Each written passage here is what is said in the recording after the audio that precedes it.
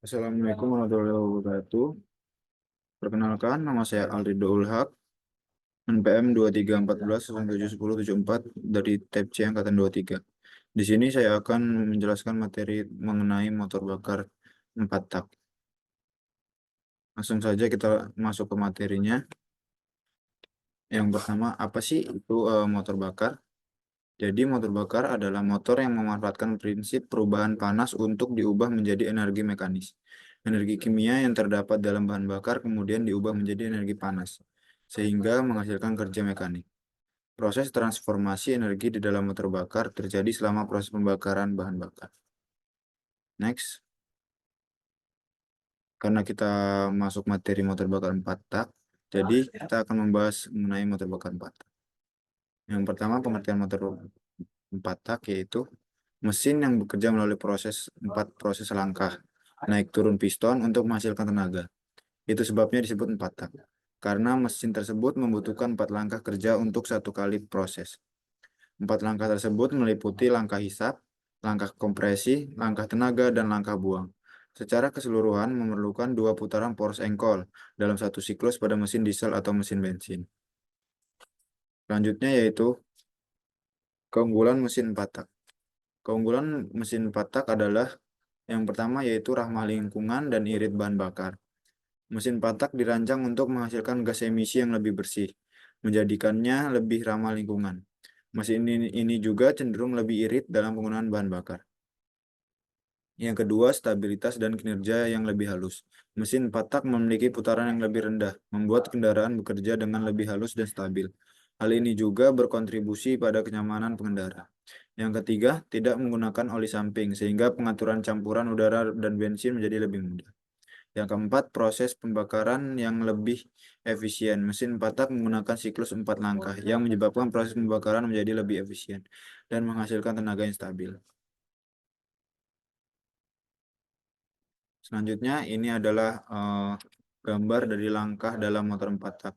Yang pertama, yang pertama itu intake atau pengambilan, yang kedua compression atau pemampatan, yang ketiga daya atau power, yang keempat yaitu buang. Ini dia gambar-gambar bisa dilihat. Di sini sudah tertera gambarnya dengan lengkap. Selanjutnya yaitu empat ya saya akan membahas yaitu 4 langkah dalam motor 4 bakar 4 tak. Yang pertama langkah hisap, yang kedua langkah kompresi, yang ketiga langkah usaha, yang keempat langkah buang. Jadi saya akan membahas yang pertama dulu langkah hisap. Langkah hisap pada mesin 4 tak adalah langkah pertama dalam siklus kerja mesin. Yang pertama, prinsip kerja langkah hisap itu posisi piston. Pada langkah ini, piston bergerak dari titik mati atas TMA menuju ke titik mati bawah TMB. Yang kedua, katup masuk terbuka. Katup masuk atau katup hisap terbuka, sedangkan katup buang tetap tertutup. Hal ini memungkinkan campuran udara dan bahan bakar masuk ke dalam silinder. Yang ketiga, pembuatan vakum. Saat piston bergerak ke bawah, volume ruang bakar di atas piston bertambah, menyebabkan tekanan dalam silinder turun membentuk vakum. Vakum ini menarik campuran udara dan bahan bakar dari karburator atau sistem injeksi bahan bakar ke dalam ruang bakar melalui katup masuk. Yang keempat, akhir langkah hisap, yaitu langkah hisap berakhir ketika piston mencapai titik mati bawah. Pada titik ini, katup masuk akan mulai tertutup. Dan persiapan untuk langkah berikutnya, yaitu kompresi dimulai.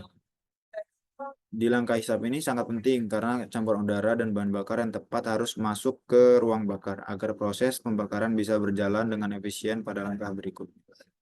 Next, kita akan membahas yaitu langkah kompresi.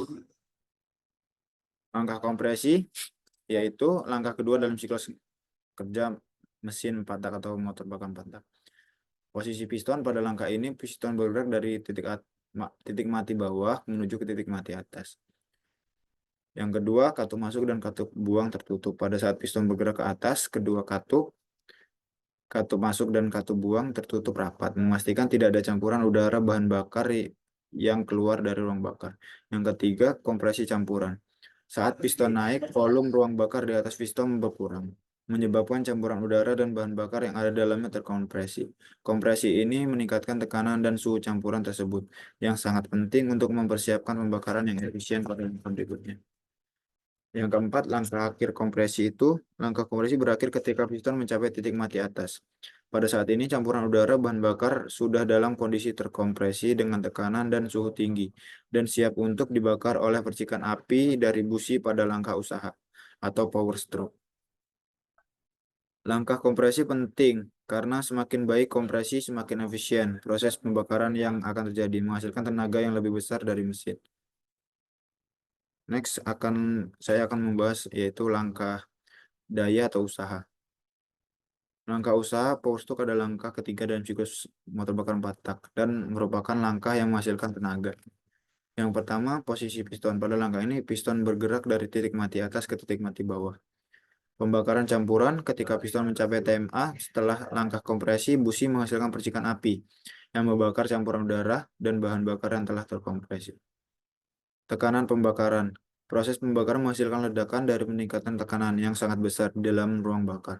Tekanan tinggi ini mendorong piston ke bawah dengan kuat menuju titik mati bawah.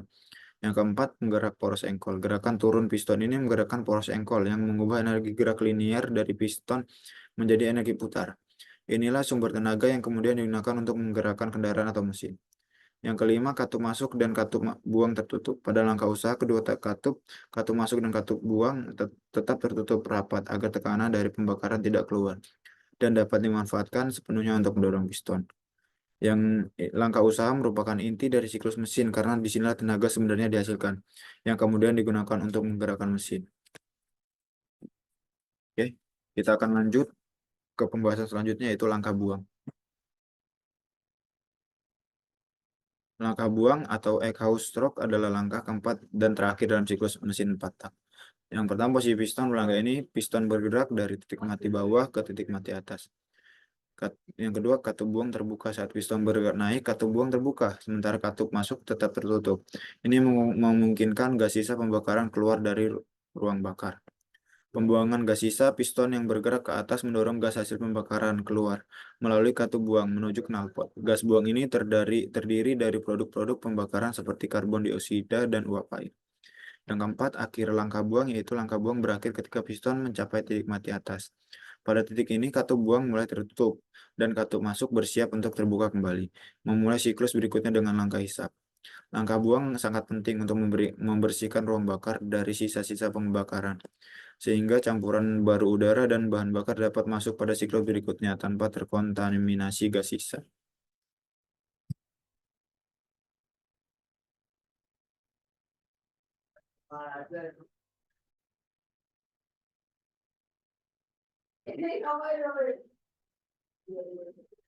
Selanjutnya yaitu saya akan membahas komponen-komponen yang ada pada motor 4 tak. Bisa dilihat ini gambarnya, gambar detail dari motor bakar 4 tak. Di sana nanti saya akan jelaskan komponen-komponennya masing-masing. Yang pertama yaitu head cylinder atau kepala silinder. Kepala silinder adalah blok mesin bagian atas.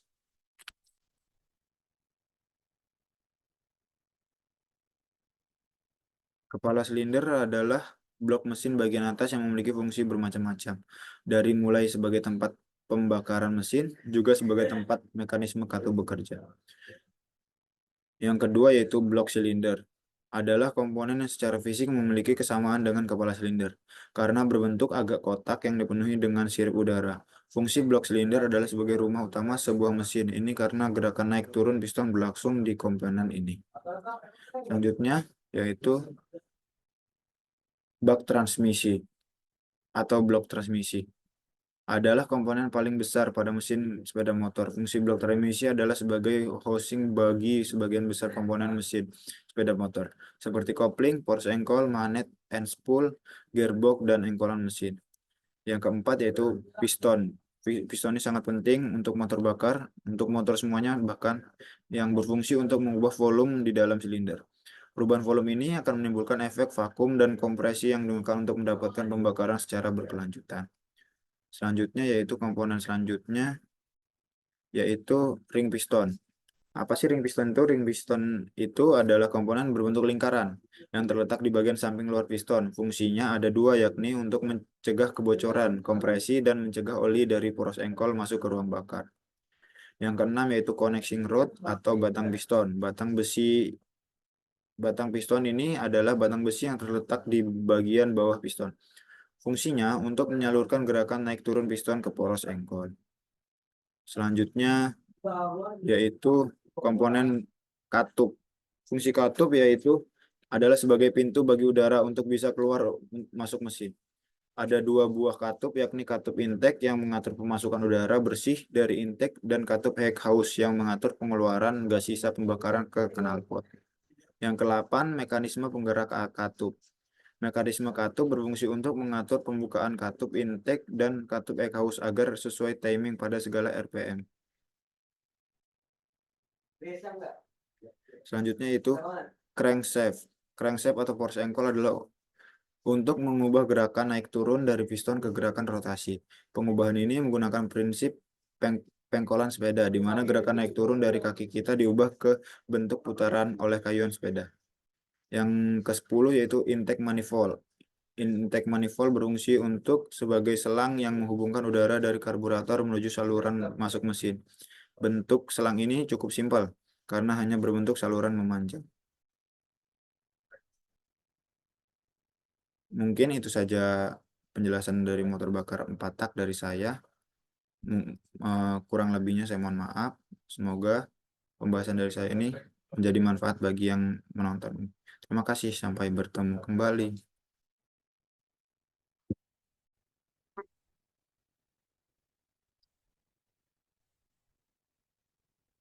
Assalamualaikum warahmatullahi wabarakatuh. Izin memperkenalkan diri, nama saya Ali Dohlak dengan NPM 2314 17 10 74. Jadi di sini saya akan menjelaskan mengenai mata pelajaran atau mata kuliah motor bakar dan traktor pertanian dengan materi motor bakar 2 tak. Sebelumnya atau minggu lalu saya membahas tentang motor bakar 4 tak dan sekarang saya membahas motor bakar 2 tak. Simak video ini supaya kalian tahu eh, apa sih motor bakar 2 tak dan perbedaan motor 2 tak dan 4 tak. Kita mulai saja materi motor bakar 2 tak ini.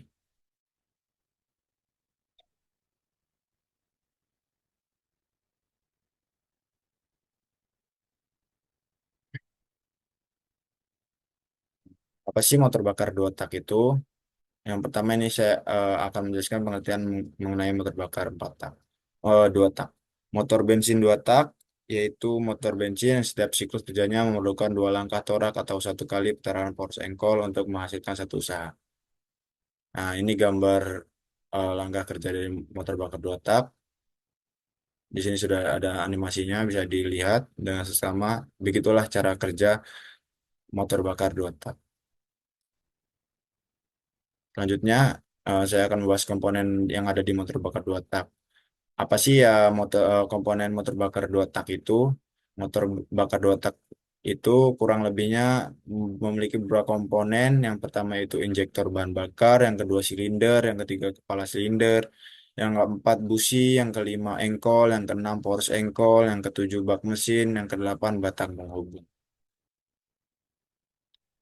Setelah ini saya akan membahas satu persatu fungsi dari satu persatu dari komponen tersebut.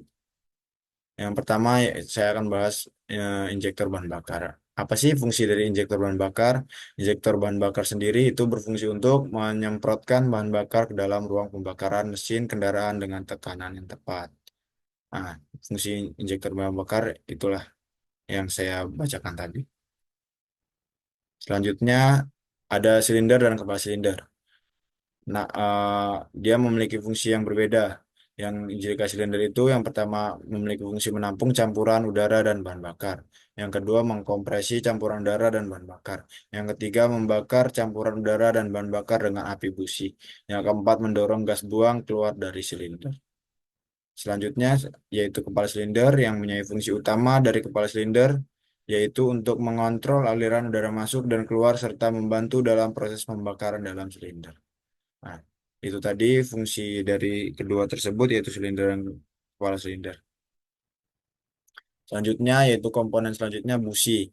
Busi ini mempunyai peran penting dalam motor bakar karena mungkin kalau tidak ada busi, motor bakar tersebut tidak bakal eh, ada pembakaran atau hidup. Jadi fungsi busi sendiri itu untuk menghasilkan percikan api untuk membakar campuran udara dan membakar. Nah, itu tadi kenapa penting? Karena kalau nggak ada busi, dia tidak bakal memercikan api. Jika tidak ada percikan api, maka motor bakar tersebut tidak akan nyala atau hidup. Jadi dari campur udara dan membakar itu lalu dipercikan oleh busi itu sendiri akan menghasilkan api dan akan menghasilkan pembakaran atau motor bakar tersebut nyala. Selanjutnya yaitu engkol dan poros engkol. Nah, fungsi engkol sendiri itu untuk mengubah gerakan naik turun piston menjadi gerak putar. Jadi dia mengubah nih eh, gerakan naik turun pistonnya diubah dengan menjadi apa? Ya menjadi gerakan putar itu. Force ankle sendiri juga memiliki fungsi yaitu mengubah tenaga dari piston yang bergerak naik turun menjadi rotasi yang memutar roda. Ankle dan force ankle kurang lebih sama sama aja fungsinya. Jadi mungkin dia mempunyai fungsi tersendiri yang berbeda. Selanjutnya yaitu bak mesin. Bak mesin sendiri itu mempunyai fungsi untuk berfungsi ganda. Mempunyai fungsi ganda dia sebagai ruang bertekanan untuk campuran bahan bakar dan udara. Batang penghubung sendiri, selanjutnya batang penghubung mempunyai fungsi untuk mengubah gerakan linear naik turun piston menjadi gerakan melingkar. Force ankle dan karenanya dapat mengalami tegangan, kompresi, pembengkokan, dan tekukan. Tuh, dari bak mesin dan batang penghubung itu sendiri. Nah, selanjutnya itu akan menyampaikan langkah kerja atau langkah langkah-langkah yang ada di mesin dua tak tersebut. Secara garis besar, siklus kerja mesin dua tak dapat dibagi menjadi dua langkah utama, yaitu langkah hisap dan kompresi, yang kedua langkah pembakaran dan buang. Yang pertama saya akan membahas dulu tentang gimana sih langkah-langkah dari langkah hisap dan kompresi. Yang pertama, langkah kerja dari langkah hisap dan kompresi yaitu piston bergerak dari titik mati bawah menuju titik mati atas. Jadi jadinya piston itu bergerak dari titik mati bawah, dia tuh langsung naik ke titik mati atas. Yang kedua, saat piston naik, campuran bahan bakar dan udara akan masuk ke dalam ruang bakar melalui lubang masuk. Yang ketiga, pada saat yang bersamaan, gas hasil pembakaran sebelumnya akan terdorong keluar melalui lubang buang. Yang keempat, saat piston mencapai TMA atau titik mati atas, campuran bahan bakar dan udara akan terkompresi. Selanjutnya, langkah-langkah dari langkah pembakaran dan buang, yaitu yang pertama, busi membersihkan api dan membakar campuran bahan bakar yang telah terkompresi. Yang kedua, tekanan akibat pembakaran mendorong piston bergerak ke bawah. Yang ketiga, saat piston bergerak turun, ia akan menutup lubang masuk dan membuka kembali lubang buang. Yang keempat, gas hasil pembakaran akan terdorong keluar melalui lubang buang. Itu tadi dua langkah penting dalam motor bakar dua tak. Jadi dia ada langkah hisap dan kompresi, langkah pembakaran dan buang. Selanjutnya, setiap benda atau motor bakar sendiri-sendiri pasti mempunyai keunggulan dan kekurangannya. Nah, keunggulan dan kekurangan itu ada sendiri-sendiri. Sedangkan di motor dua tak itu memiliki keunggulan yang pertama bobot lebih ringan, yang kedua tenaga besar dan di putaran tinggi, yang ketiga desain sederhana, yang keempat akselerasi lebih cepat. Kekurangan sendiri itu yang pertama emisi lebih tinggi, yang kedua konsumsi bahan bakar lebih boros, yang ketiga pelumasan kurang optimal, yang keempat getaran lebih besar. Nah, itu tadi keunggulan dan kekurangannya. Jadi semua apapun itu pasti punya keunggulan dan kekurangan, termasuk kita mempunyai kelebihan dan kekurangan juga. Mesin juga punya. Selanjutnya dari pembahasan minggu lalu saya membahas tentang empat tak dan sekarang dua tak. Nah, pasti dia mempunyai hampir-hampir mirip tapi mempunyai perbedaan. Perbedaan utama antara mesin dua tak dan empat tak yaitu terletak pada jumlah langkah yang dibutuhkan untuk menyelesaikan satu siklus pembakaran. Kalau mesin empat tak itu membutuhkan dua putaran force engkol, sedangkan mesin dua tak membutuhkan satu force engkol doang untuk menyelesaikan satu siklus. Nah, itu bedanya terletak di situ. Nah, ini gambar motor bakar dua tak sendiri. Jadi dia ada hisap dan kompresi, tenaga dan buang. Bisa dilihat di gambar itu terlihat perbedaan yang sangat jelas. Nah, jadi dari sini aja, dari pembahasan saya tadi sebelumnya akan menarik kesimpulan seperti di gambar ini bisa dilihat. Nah, itu saja yang dapat saya sampaikan. Kurang lebihnya mohon maaf. Semoga pembahasan dari saya dapat manfaat bagi yang nonton kali ini. Terima kasih. Saya akhiri. Wassalamualaikum warahmatullahi wabarakatuh. Bye bye.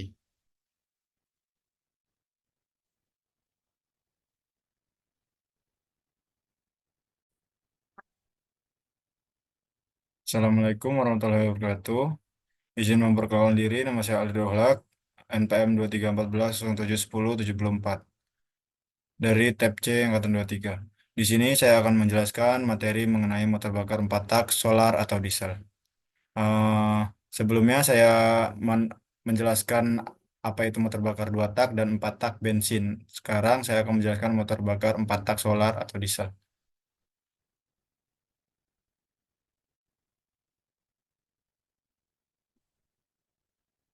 Apa sih motor bakar 4 tak solar itu? Motor bakar 4 tak solar adalah jenis mesin pembakaran dalam yang sangat umum digunakan pada kendaraan berat seperti truk, bus, dan alat berat lainnya. Ini bekerja dengan cara membakar campuran udara dan bahan bakar solar dalam silinder untuk menghasilkan tenaga. Motor 4 tak solar atau diesel juga adalah jenis mesin pembakaran dalam yang menggunakan bahan bakar solar dan menyelesaikan satu siklus daya dalam 4 langkah piston. Jadi dia kurang lebihnya sama dengan motor bakar 4 tak bensin, cuma berbeda di bahan bakarnya saja. Prinsip kerja dari 4 tak solar sendiri itu yang pertama langkah hisap, yang kedua langkah kompresi, yang ketiga langkah pembakaran, yang empat yaitu langkah buang. Nah, dia tidak tidak jauh atau tidak tidak berbeda dengan 4 tak bensin. Langkah-langkahnya sama saja. Jadi saya akan lanjut menjelaskan apa sih langkah hisap itu. Yang pertama, langkah hisap dalam 4 tak solar. Langkah hisap adalah tahap awal dari siklus kerja mesin 4 tak. Pada tahap ini, mesin menghirup udara segar yang nantinya akan dikompresi dan dibakar bersama bahan bakar. Proses langkah hisap sendiri, yang pertama piston bergerak ke bawah. Siklus dimulai dengan piston yang berada pada titik mati atas dan kemudian bergerak turun menuju titik mati bawah. Yang kedua, klep hisap terbuka. Bersamaan dengan gerakan piston ke bawah, klep hisap terbuka. Hal ini memungkinkan udara segar dari luar mesin masuk ke dalam silinder. Yang ketiga, udara mengisi silinder. Karena volume dalam silinder membesar akibat gerakan piston ke bawah, maka udara akan terhisap masuk mengisi ruang dalam silinder. Selanjutnya yaitu langkah kompresi pada 4 tak solar. Langkah kompresi adalah salah satu dari 4 langkah utama dalam siklus kerja mesin 4 tak. Pada tahap ini, campuran udara dan bahan bakar dalam hal ini hanya udara dimampatkan di dalam silinder untuk mencapai suhu dan tekanan yang sangat tinggi. Prosesnya yang pertama, piston bergerak dari titik mati bawah ke titik mati atas. Setelah langkah hisap di mana udara bersih masuk ke dalam silinder, piston kemudian bergerak naik. Yang kedua, katup hisap dan buang tertutup rapat. Saat piston bergerak naik, kedua katup ini akan menutup rapat sehingga tidak ada gas yang dapat keluar atau masuk dari silinder. Yang ketiga, udara termampatkan. Dengan volume ruang bakar yang semakin mengecil, akibat gerakan piston naik, udara yang ada di dalam silinder akan termampatkan. Yang keempat, suhu dan tekanan meningkat drastis. Akibat kompresi yang sangat tinggi, suhu dan tekanan udara dalam silinder akan naik secara signifikan. Peningkatan suhu inilah yang nantinya akan menyebabkan bahan bakar solar yang disemprotkan ke dalam silinder terbakar secara spontan. Selanjutnya itu langkah pembakaran atau usaha. Langkah usaha atau sering disebut juga langkah kerja adalah tahap di mana energi panas dari pembakaran bahan bakar diubah menjadi energi mekanik yang menggerakkan piston. Pada mesin patak solar, langkah ini merupakan inti dari proses menghasilkan tenaga proses yang terjadi pada langkah usaha. Proses yang terjadi pada langkah usaha yang pertama penyalaan bahan bakar setelah campuran udara dan bakar solar dikompresi hingga suhu dan tekanan yang sangat tinggi, solar akan menyala secara spontan. Proses ini disebut penyalaan spontan karena suhu kompresi sudah melampaui titik nyala solar. Yang kedua, pengembangan gas. Pembakaran solar menghasilkan gas panas yang mengembang dengan cepat. Pengembangan gas ini mendorong piston ke bawah dengan gaya yang sangat besar. Yang ketiga, pembangkitan tenaga. Gerakan piston ke bawah ini diteruskan ke batang penghubung atau connecting rod dan kemudian ke force ankle crankshaft. Putaran poros engkol inilah yang kemudian menggerakkan berbagai komponen lain pada kendaraan, seperti roda, generator, dan pompa. Selanjutnya yaitu langkah buang pada empat tak solar. Proses ini terjadi yang pertama yaitu piston naik. Setelah langkah usaha, piston akan bergerak naik dari titik mati bawah menuju titik mati atas. Yang kedua, katup buang terbuka. Saat piston mulai bergerak naik, katup buang akan terbuka. Yang ketiga, gas buang terdorong keluar. Dengan gerakan naik piston, gas buang yang masih panas dan bertekanan tinggi akan terdorong keluar dari ruang bakar melalui saluran buang menuju knalpot. Yang keempat, ruang bakar bersih. Pada akhir langkah buang, ruang bakar akan relatif bersih dari sisa-sisa pembakaran. Siap untuk memulai siklus kerja berikutnya. Itu tadi dari langkah-langkah empat tak solar. Sekarang lanjut ke gambar langkah empat tak solar sendiri. Di sini ada langkah kerjanya. Yang pertama intake atau itu langkah awal yang tadi. Yang kedua langkah kompresi. Yang ketiga langkah usaha. Yang terakhirnya langkah buang. Bisa dilihat gambar yang tertera di sini. Selanjutnya komponen utama motor 4 tak solar. Jadi motor bakar solar juga mempunyai komponen utama. Yang pertama silinder, ya silinder sendiri itu ruang di mana proses pembakaran terjadi. Yang kedua piston, komponen yang bergerak naik turun dalam silindernya. Yang ketiga connection rod atau batang penghubung, dia itu menghubungkan piston dengan crankshaft. Yang keempat, crankshaft mengubah gerakan lurus piston menjadi gerakan rotasi. Yang kelima, katup mengontrol masuknya udara dan keluarnya gas buang. Yang keenam, nozzle menyemprotkan solar ke dalam silinder. Yang ketujuh, injektor mengontrol jumlah solar yang disemprotkan. Jadi pada motor bakar empat tak ini tidak menggunakan busi. Dia menggunakan solarnya saja langsung disemprotkan ke dalam silindernya. Nah, apa aja sih aplikasi mesin diesel atau solar yang ada di kehidupan sehari-hari kita, yang seperti kita lihat di dunia ini? Yang pertama yaitu aplikasi yang mesin dieselnya itu yang pertama kan kendaraan berat seperti truk, bus, alat berat. Nah, itu biasanya menggunakan motor bakar diesel atau solar. Yang kedua di kapal laut ada kapal kargo dan kapal tanker. Yang ketiga itu di pembangkit listrik, contohnya generator. Jadi itu menggunakan mesin diesel atau solar. Ini gambar aplikasi mesin patak solar, bisa dilihat ada genset atau generator dan ini ada mesin patak solar sendiri. Kelebihan dan kekurangan patak solar itu sendiri, yang pertama kelebihannya itu torsi besar, cocok untuk beban berat dan tanjakan. Yang kedua, efisiensi bahan bakar, menghemat biaya operasional. Yang ketiga, usia pakai mesin lebih panjang. Komponen mesin ini positif lebih kuat karena dia besar. Kekurangan patak solar sendiri itu harganya mahal, baik untuk pembelian maupun perawatan. Yang kedua, emisi gas buang lebih tinggi. Yang ketiga, yang ke- emisi gas buang lebih tinggi meskipun sudah lengkapi filter DPF, diesel particulate filter. Yang ketiga, suara mesin lebih kasar dibandingkan mesin bensin. Eh, jadi saya yang kemarin menjelaskan tentang empat tak solar dan empat tak bensin. Nah, sekarang membahas tentang empat tak solar. Apa sih perbedaan dari empat tak bensin dan solar itu? Perbedaannya ada di yang pertama ada di pembakarannya. Kalau diesel menggunakan kompresi untuk membakar bahan bakar, dia menggunakan kompresi untuk membakar bahan bakarnya. Sedangkan bensin itu menggunakan busi untuk memicu pembakaran atau memantik api supaya muncul. Yang kedua bahan bakarnya mesin diesel menggunakan solar pasti, sedangkan mesin bensin menggunakan bensin. Nah itu sudah pasti. Yang ketiga torsi, mesin diesel atau solar umumnya memiliki torsi yang lebih besar dibandingkan mesin bensin. Yang keempat efisiensi, mesin diesel cenderung lebih efisien dalam penggunaan bahan bakar.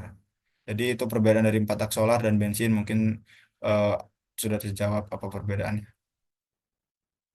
Jadi kesimpulan pada materi ini yaitu mesin diesel 4 tak memiliki keunggulan tersendiri, terutama dalam hal torsi dan efisiensi bahan bakar.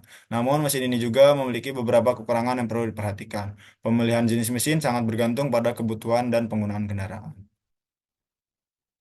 Itu saja yang bisa saya sampaikan. Kurang lebihnya mohon maaf. Semoga materi yang saya sampaikan dapat dapat menjadi manfaat bagi kita semua. Terima kasih, sampai jumpa kembali. Wassalamualaikum warahmatullahi wabarakatuh.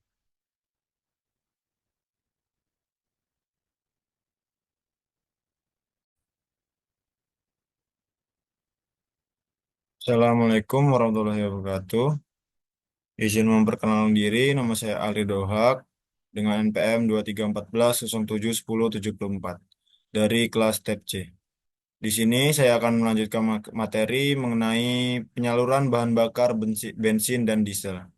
Jadi, saya akan membahas penyaluran bahan bakar bensin dan diesel. Detailnya itu seperti perbedaannya atau isi-isi di dalamnya sendiri. Kita langsung saja.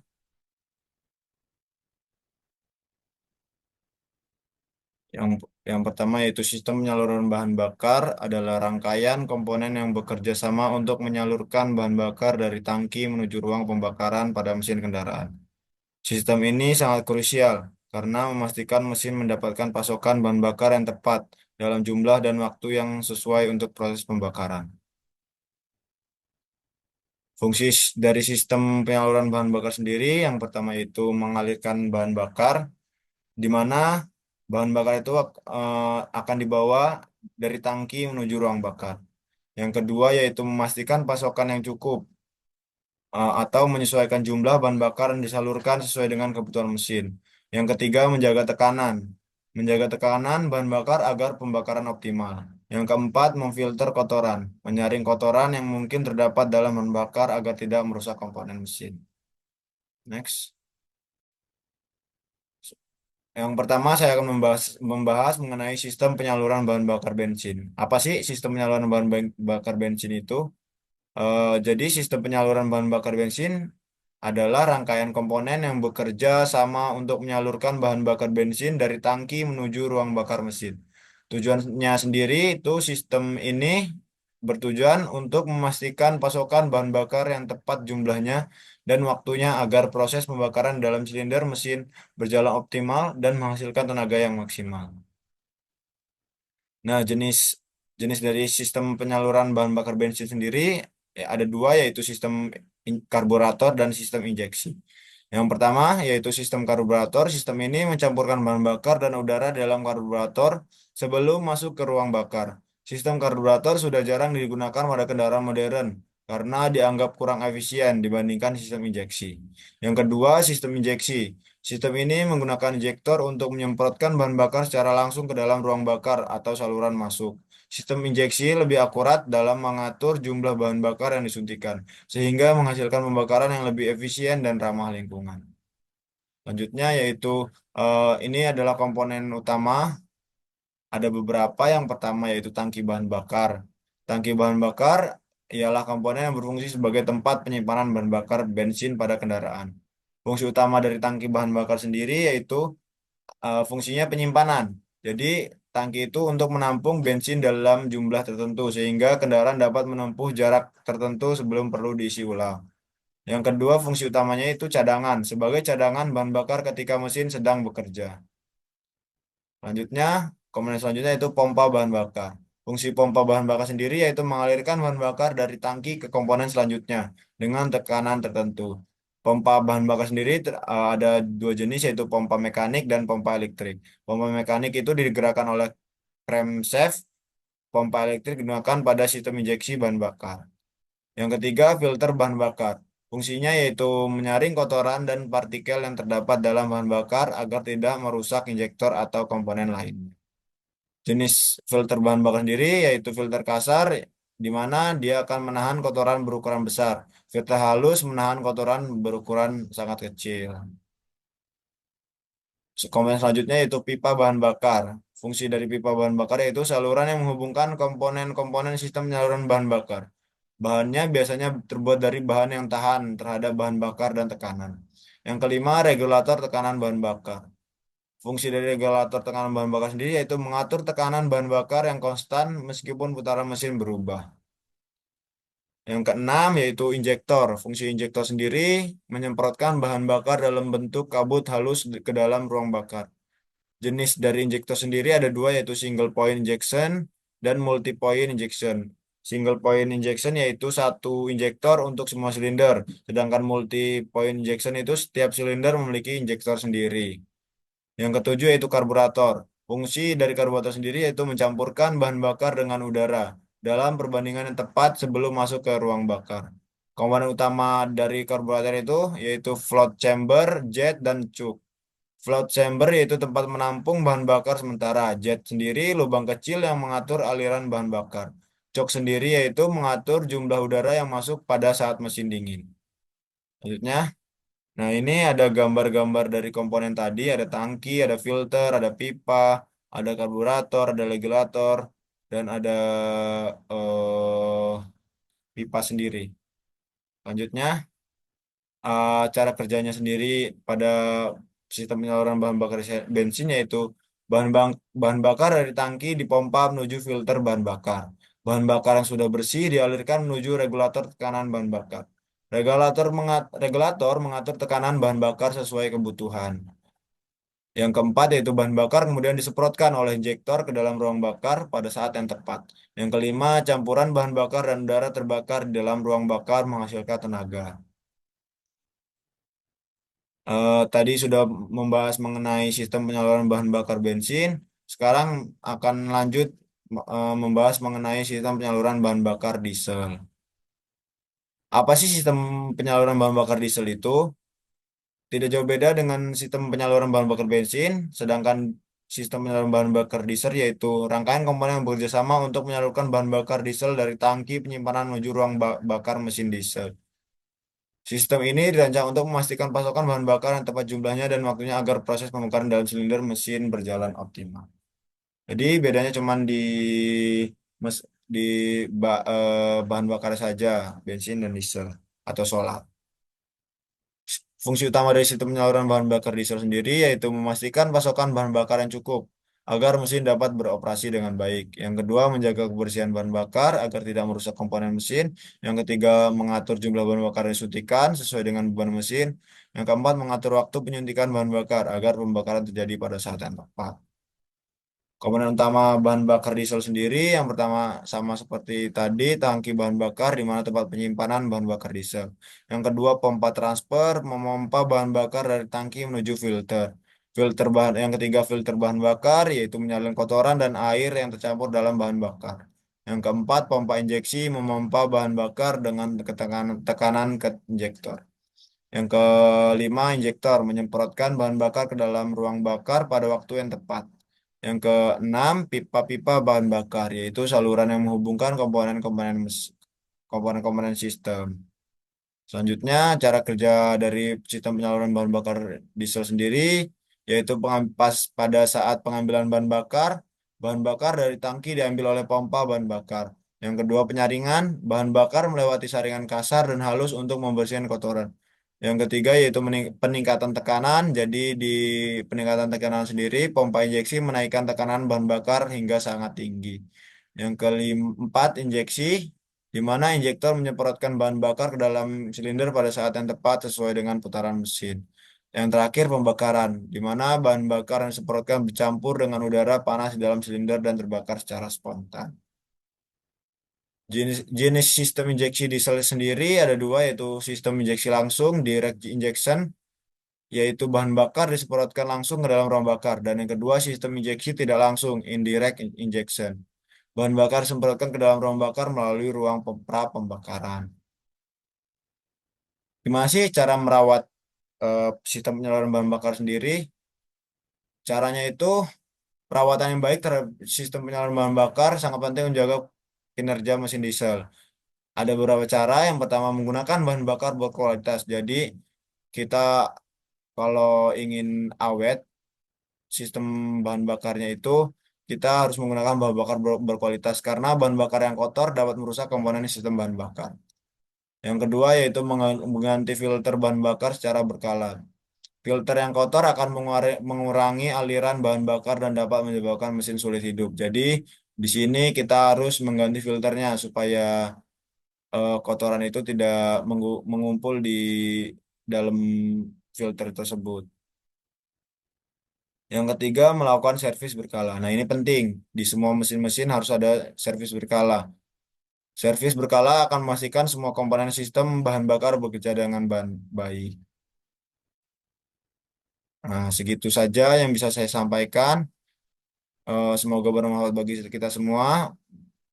Saya sudah cukupkan materi mengenai sistem penyaluran bahan bakar.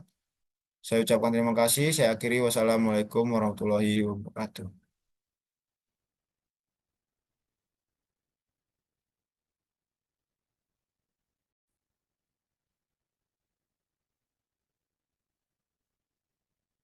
Assalamualaikum warahmatullahi wabarakatuh. Izin memperkenalkan diri, nama saya Ali Rohab dengan NPM 2314071074 dari kelas TEP C angkatan 23. Di sini saya akan menjelaskan materi mengenai motor bakar dan traktor pertanian yang berjudul Sistem Kelistrikan Motor Bakar. Agar mengetahui isinya lebih lanjut, silakan ditonton sampai habis. Langsung saja kita akan ke materinya. Yang pertama, sistem kelistrikan pada motor bakar telah menjadi komponen yang tak terpisahkan sejak mesin pembakaran internal pertama kali dikembangkan. Kehadiran listrik dalam mesin ini membawa revolusi besar dalam cara mesin dioperasikan dan dikendalikan. Sistem kelistrikan pada motor bakar telah berevolusi dari sekedar komponen pendukung menjadi jantung yang mengendalikan seluruh kinerja mesin. Kemajuan teknologi terus mendorong pengembangan sistem kelistrikan yang lebih canggih, efisien, dan ramah lingkungan. Langsung saja kita akan memasuki ke komponen-komponen pada sistem kelistrikan motor bakar. Komponen yang pertama yaitu aki atau baterai. Aki sendiri itu menyimpan energi listrik dan menyalurkan saat dibutuhkan. Jadi dia itu berguna untuk bisa jadi tempat penyimpanan dan bisa menjadi untuk menyalurkan energi listriknya. Seperti saat menghidupkan mesin atau ketika generator belum menghasilkan cukup listrik. Yang kedua starter. Starter itu fungsinya motor motor listrik yang digunakan untuk memutar mesin saat akan dinyalakan. Energi listrik dari aki akan menggerakkan motor starter sehingga power engkol berputar dan piston bergerak. Komponen yang ketiga yaitu generator atau spool. Fungsi dari generator atau spool sendiri yaitu menghasilkan arus listrik AC atau arus bolak-balik ketika mesin sedang bekerja. Listrik AC ini kemudian akan diubah menjadi DC atau arus arah oleh regulator untuk mengisi ulang aki dan memasok listrik ke komponen-komponen lainnya. Yang keempat yaitu regulator. Fungsi dari regulator sendiri yaitu mengatur tegangan listrik yang dihasilkan oleh generator agar tidak terlalu tinggi atau terlalu rendah. Tegangan yang terlalu tinggi dapat merusak aki, sedangkan tegangan yang terlalu rendah akan membuat aki tidak terisi dengan baik. Yang kelima yaitu koil pengapian. Fungsinya koil pengapian sendiri yaitu meningkatkan tegangan listrik dari aki menjadi tegangan tinggi untuk menghasilkan percikan api pada busi. Percikan api ini diperlukan untuk membakar campuran udara dan bahan bakar di dalam ruang bakar. Yang keenam yaitu busi. Fungsi busi sendiri itu menghasilkan percikan api untuk membakar campuran udara dan bahan bakar dalam ruang bakar. Selanjutnya, yang ketujuh yaitu saklar. Fungsi dari saklar sendiri itu mengontrol aliran arus listrik ke berbagai komponen listrik, seperti saklar lampu, saklar starter, dan saklar-saklar lainnya. Yang kedelapan, kabel. Nah, fungsi kabel sendiri itu menghubungkan berbagai komponen listrik sehingga arus listrik dapat mengalir dengan lancar. Jadi jika tidak ada kabel ya dia nggak bisa jalan arus listriknya. Makanya kabel itu fungsinya sangat penting. Yang kesembilan, sekring. Fungsi dari sekring sendiri yaitu melindungi rangkaian listrik dari kerusakan akibat arus pendek atau beban berlebih. Jika terjadi korsleting, sekring akan putus dan memutus aliran listrik. Yang ke-10 yaitu relay. Fungsi dari relay sendiri yaitu sebagai saklar otomatis yang mengontrol aliran arus listrik dengan kapasitas yang lebih besar dibandingkan saklar biasa. Biasanya digunakan untuk mengontrol komponen-komponen yang membutuhkan arus listrik yang besar seperti starter motor. Nah, kom- eh, penjelasan mengenai komponen-komponen ada 10. Selanjutnya yaitu, nah, selain komponen-komponen tadi, ada komponen lainnya pada motor bakar modern atau motor listrik modern, di mana dia menggunakan ECU atau Engine Control Unit. Nah, ECU sendiri itu otak dari sistem kelistrikan yang mengontrol berbagai fungsi mesin, seperti campuran bahan bakar, timing pengapian, dan sistem emisi. Yang kedua, sensor-sensor, di mana dia itu mengukur berbagai parameter mesin, seperti suhu mesin, kecepatan mesin, dan posisi throttle. Data dari sensor ini kemudian dikirim ke ECU untuk diproses. Yang selanjutnya itu aktuator. Nah, aktuator sendiri itu komponen yang menggerakkan bagian mekanis bergerakkan sinyal dari ECU. Nah, ini komponen-komponen lainnya dari motor bakar modern yang ada di eh, kehidupan sehari-hari biasanya. Nah, Kita lanjut yaitu ke cara kerja dari sistem kelistrikan sendiri. eh Cara kerja yang pertama yaitu menyalakan mesin atau starter. Jadi pada menyalakan mesin ini, yang pertama ketika kunci di kontak diputar, arus listrik mengalir dari aki ke motor starter. Jadi jika kita hidupin motor gitu kan, kontaknya diputar, arus listriknya itu langsung mengalir tuh dari aki, dia langsung ke motornya supaya nyala. Yang kedua, motor starter akan berputar dan memutar pors engkol sehingga piston bergerak naik turun. Nah, setelah itu motor starter yang tadi sudah hidupan dia itu langsung berputar. Nah, dia langsung eh, memutarkan pors engkolnya. Jadinya pada saat pors engkol memutar itu piston langsung bekerja, bergerak naik turun, atas ke bawah. Yang ketiga, pada saat gerakan piston ini akan memampatkan campuran udara dan bahan bakar di dalam silinder. Jadi piston bergerak dan turun, dia akan langsung memampetkan campuran udara dan membakar dalam silinder. Nah, cara kerja yang kedua yaitu pengapian.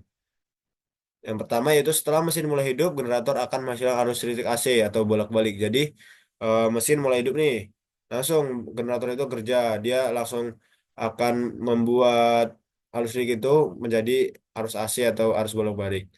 Yang kedua, arus AC ini kemudian diubah menjadi DC oleh regulator dan digunakan untuk mengisi ulang aki serta memasok listrik ke koil pengapian. Dari AC langsung dia diubah menjadi DC, dari arus bolak-balik langsung diubah menjadi arus searah. Yang ngubah siapa? Regulatornya. Dia itu untuk digunakan mengisi ulang akinya. Yang ketiga, koil pengapian akan meningkatkan tegangan listrik menjadi sangat tinggi dan menghasilkan percikan api pada busi. Nah, di sini nih cara kerjanya koil pengapian. Jadi dia Coil pengapian itu eh, ningkatin tegangan listrik i- supaya menjadi tinggi.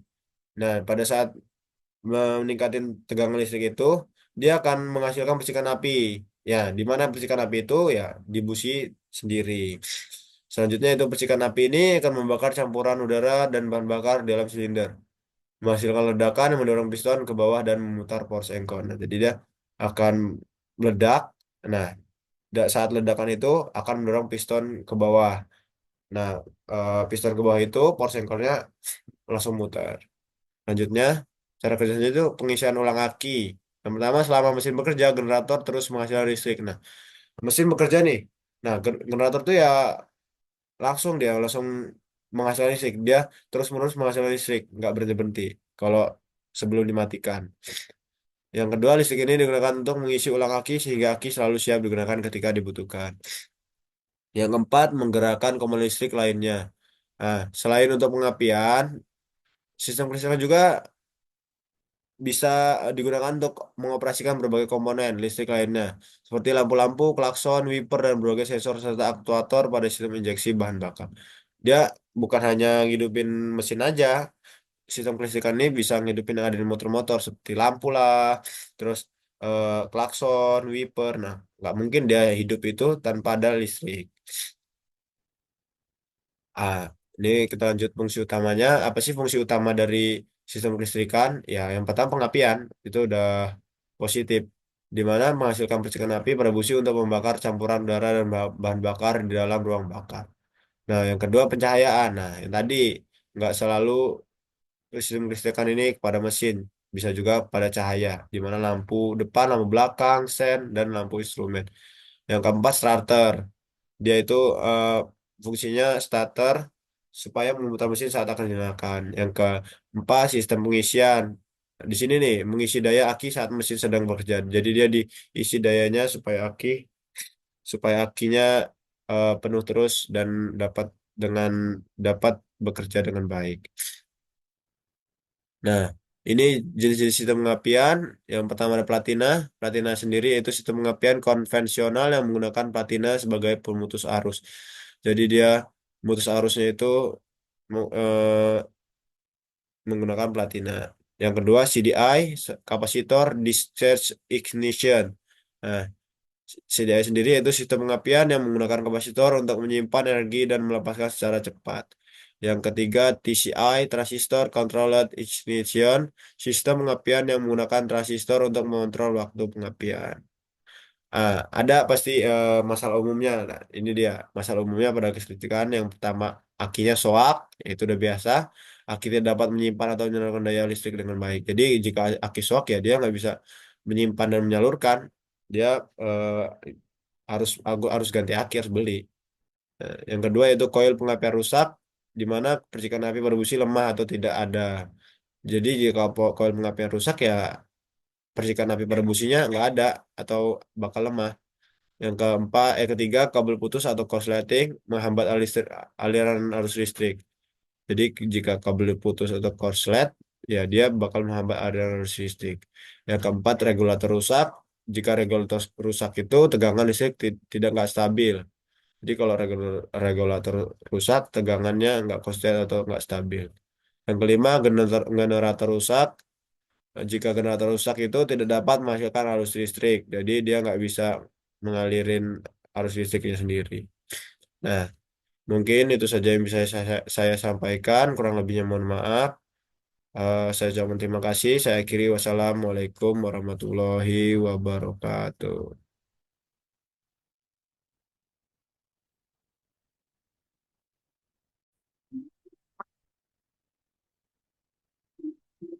Assalamualaikum warahmatullahi wabarakatuh. Izin memperkenalkan diri, nama saya Ali Dohak, NPM 2314071074 dari tab C Angkatan 23. Di sini saya akan menyampaikan materi mengenai sistem transmisi dan pelumasan pada mata kuliah motor bakar dan traktor pertanian. Jadi, yang pertama yang saya akan bahas yaitu pengertian dari sistem transmisinya sendiri. Apa sih sistem transmisi itu? Sistem transmisi adalah bagian mesin kendaraan yang berfungsi untuk mengubah kecepatan dan tenaga putar mesin menjadi torsi dan kecepatan yang berbeda-beda untuk diteruskan ke roda penggerak. Sistem transmisi memastikan kendaraan memiliki variasi momen dan kecepatan tertentu yang disesuaikan dengan kondisi jalan dan kesesuaian antara beban kendaraan dan tenaga mesin. Fungsi sistem transmisi sendiri ada beberapa, yaitu yang pertama untuk meneruskan tenaga yang dihasilkan mesin dari kopling ke poros propeller. Yang kedua yaitu menciptakan momen yang dihasilkan mesin menyesuaikan kebutuhan baik itu dari segi beban dan kondisi jalan. Yang ketiga adalah membuat kendaraan dengan roda 4 atau lebih dapat berjalan mundur. Yang keempat yaitu memungkinkan kendaraan berada di posisi berhenti meskipun mesin masih menyala. Nah, pada sistem transmisi sendiri ada jenis-jenisnya, yaitu ada dua jenis. Yang pertama, transmisi manual.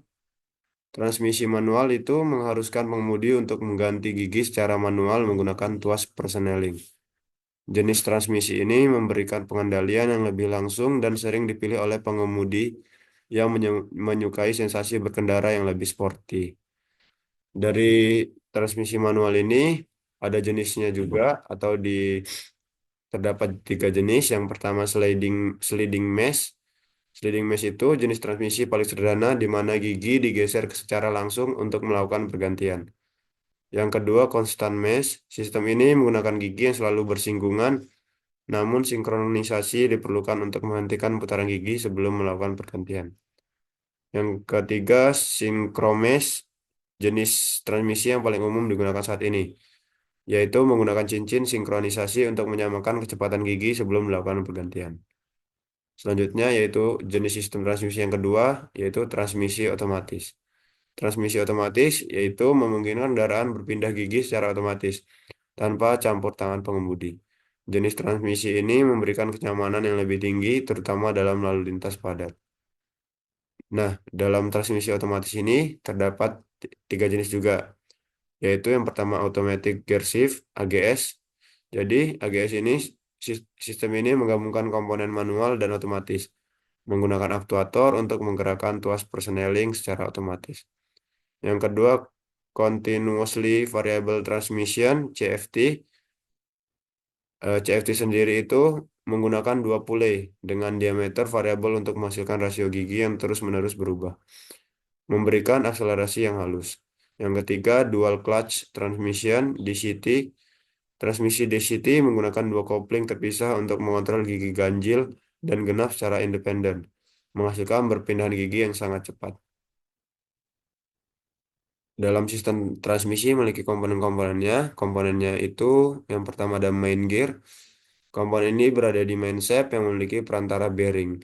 Jumlahnya sendiri menyesuaikan tingkat kecepatan yang dimiliki oleh transmisi. Fungsi dari main gear adalah membuat tingkat kecepatan gear ratio dan counter gear sesuai. Yang kedua yaitu counter gear. Komponen kedua adalah beberapa gear yang dijadikan satu dan jumlahnya juga menyesuaikan tingkat kecepatan. Fungsi dari counter gear utama itu memindahkan putaran dari main rev gear atau input shaft ke main gear dan menciptakan gear ratio. Yang ke selanjutnya input shaft letaknya menjadi satu dengan main rev yang fungsinya adalah untuk memindahkan putaran dari clutch ke arah counter gear. Selanjutnya main shaft fungsi dari komponen ini adalah untuk output transmisi dan pemasangan main gear serta hub set. Komponen ini dapat berputar bebas bersamaan dengan input shaft karena dihubungkan dengan bearing. Selanjutnya, reverse idler gear shaft. Gear yang satu ini memiliki fungsi sebagai penghubung antara main reverse gear dan counter gear. Tujuannya agar putaran dari main reverse gear dapat berlawanan dari input shaft. Selanjutnya itu interlock system. Komponen utama terakhir ini berfungsi untuk mengunci transmisi agar hanya ada satu gear yang masuk sesuai dengan tingkat kecepatan. Karena gear ratio dari masing-masing main gear berbeda. Nah, cara kerjanya sendiri pada sistem transmisi yaitu ada 3 prinsip roda gigi. Yang pertama, nah, jadi prinsip roda gigi ini sistem transmisi bekerja berdasarkan rasio perbandingan dari roda gigi. Roda gigi yang berbeda ukuran akan menghasilkan perbandingan putaran yang berbeda pula. Yang kedua yaitu mengubah kecepatan dan tenaga. Pada cara kerja yang ini saat kamu menginjak pedal gas, mesin menghasilkan tenaga putar. Tenaga ini kemudian disalurkan ke transmisi. Di dalam transmisi terdapat berbagai macam roda gigi yang bisa dihubungkan untuk menghasilkan kombinasi kecepatan dan tenaga yang berbeda-beda. Yang ketiga, menyesuaikan dengan kondisi. Jadi, ketika kamu ingin mobil melaju cepat di jalan tol, transmisi akan memilih kombinasi roda gigi yang menghasilkan kecepatan tinggi. Sebaliknya, saat kamu menanjak, transmisi akan memilih kombinasi roda gigi yang menghasilkan tenaga besar agar mobil bisa melewati tanjakan dengan mudah. Nah, kita selanjutnya akan langsung masuk ke pelumasan. Nah, pelumasan sendiri itu proses penting yang melibatkan penggunaan oli untuk mengurangi gesekan antara komponen-komponen yang mesin yang bergerak. Gesekan ini dapat menyebabkan keausan, panas berlebih, dan bahkan kerusakan mesin jika tidak ditangani dengan baik. Fungsi utama pada pelumasan sendiri yaitu mengurangi gesekan, di mana oli menciptakan lapisan tipis di antara komponen-komponen mesin sehingga mengurangi gesekan dan keausan. Yang kedua, mendinginkan mesin, oli membantu menyerap panas yang dihasilkan oleh gesekan sehingga menjaga suhu mesin tetap stabil. Yang ketiga, membersihkan mesin, di mana oli membawa partikel-partikel kotoran dan hasil pembakaran keluar dari mesin, sehingga menjaga kebersihan komponen internal. Yang keempat, mencegah karat, jadi di mana oli membentuk lapisan pelindung pada permukaan logam mencegah terjadinya korosi. Komponen pada sistem pelumasan sendiri, yaitu ada bak oli. Bak oli sendiri itu tempat menampung oli. Yang kedua, pompa oli, di mana dia bertugas untuk memompa oli ke seluruh bagian mesin. Yang ketiga, saluran oli, di mana pipa-pipa yang mengalirkan oli ke berbagai komponen. Yang keempat, filter oli, dia menyaring kotoran dari oli sebelum kembali ke bak oli. Yang terakhir, nozzle oli, di mana lubang-lubang kecil yang menyemprotkan oli ke bagian-bagian yang membutuhkan pelumasan. Jenis pelumasan sendiri ada 3, yaitu pelumasan tekanan, pelumasan percikan, dan pelumasan gabungan. Pelumasan tekanan itu di mana oli dipaksa mengalir ke bagian-bagian yang membutuhkan pelumasan dengan ketekanan tertentu. Sedangkan pelumasan percikan, yaitu oli tersebar ke seluruh bagian mesin melalui percikan yang dihasilkan oleh putaran komponen. Yang ketiga, pelumasan gabungan, itu sendiri kombinasi antara pelumasan tekanan dan percikan. Proses pelumasan secara sederhananya, yaitu pada saat dipompa oli, ketika mesin dinyalakan, pompa oli akan menyedot oli dari bak oli dan memompanya ke seluruh bagian mesin melalui saluran-saluran oli. Yang kedua, distribusi oli. Oli yang dipompa akan didistribusikan ke berbagai komponen mesin seperti pors and coil, batang penghubung, camshaft, dan dinding silinder. Yang ketiga, pembentukan lapisan oli. Oli akan membentuk lapisan tipis pada permukaan komponen-komponen tersebut. Lapisan oli inilah yang berfungsi sebagai pelumas. Yang keempat, pengurangan gesekan. Dengan adanya lapisan oli, gesekan antara komponen-komponen mesin akan berkurang secara signifikan. Hal ini akan mengurangi kehausan dan panas yang dihasilkan. Yang kelima yaitu pendinginan. Selain mengurangi gesekan, oli juga berfungsi sebagai pendingin. Oli akan menyerap panas yang dihasilkan oleh gesekan dan membawanya kembali ke bak oli untuk didinginkan. Yang keenam, pembersihan. Oli juga berfungsi sebagai pembersih. Oli akan membawa partikel-partikel, kotoran, dan hasil pembakaran keluar dari mesin melalui filter oli. Jadi kesimpulan antara sistem transmisi dan sistem pemelumasan yaitu, jadi pada transmisi dan pelumasan ini dua sistem vital dalam sebuah kendaraan bermotor, dalam motor bakar juga, terutama yang menggunakan mesin bakar. Keduanya bekerja sama untuk memastikan tenaga yang dihasilkan mesin dapat disalurkan ke roda penggerak secara efisien dan komponen-komponen mesin terjaga keawetannya. Mungkin itu saja yang bisa saya sampaikan. Demikian presentasi yang saya sampaikan. Sampai jumpa kembali. Assalamualaikum warahmatullahi wabarakatuh.